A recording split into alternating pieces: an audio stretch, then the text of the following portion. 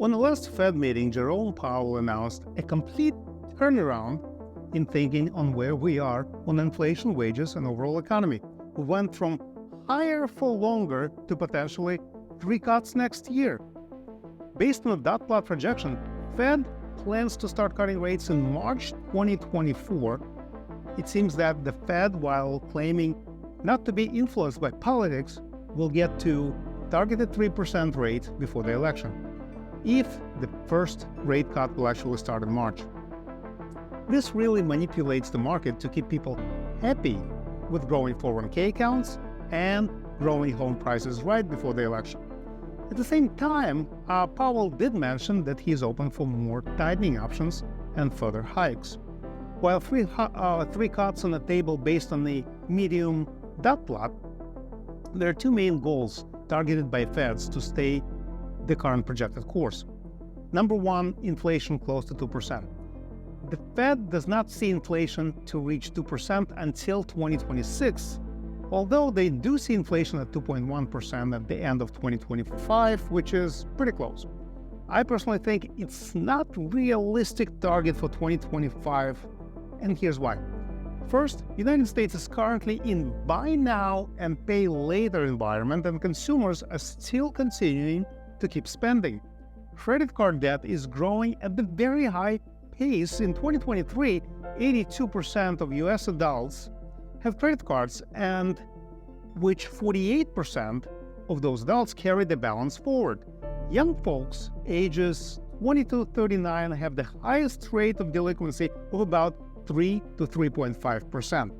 Number two, the Fed will have to print money or deploy a delay tactics. So let's take a look.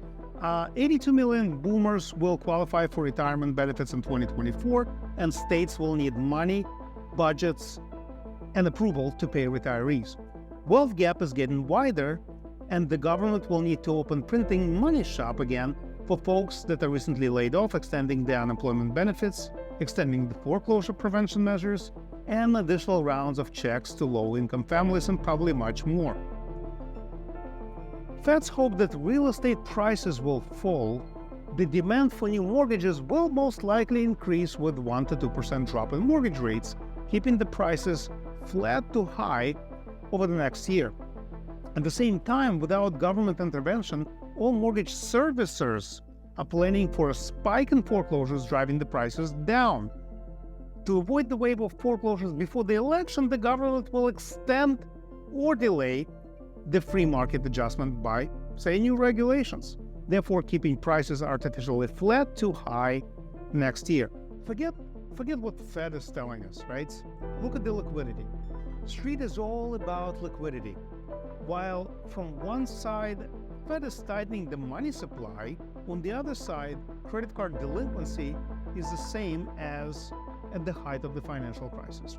Ability to repay is lowest on the personal debt, car loans, credit cards, bridge loans, maturing debt and commercial loans for investors. Bank lending standards are getting tight. Many lenders are actually exiting the market, and there will be a lot of market consolidation. All of those factors point to very tight market conditions and, of course, liquidity crunch. Personally, I am very paranoid, still seeing no clarity, tough market conditions, and many personal and corporate bankruptcies and defaults. I expect all my firms to be really busy throughout the cycle and adjust all product lines for handling mass, very high market consolidation and defaults. I'm actually very excited to work with all the investors on diligence on whatever comes in 2024 during that cycle.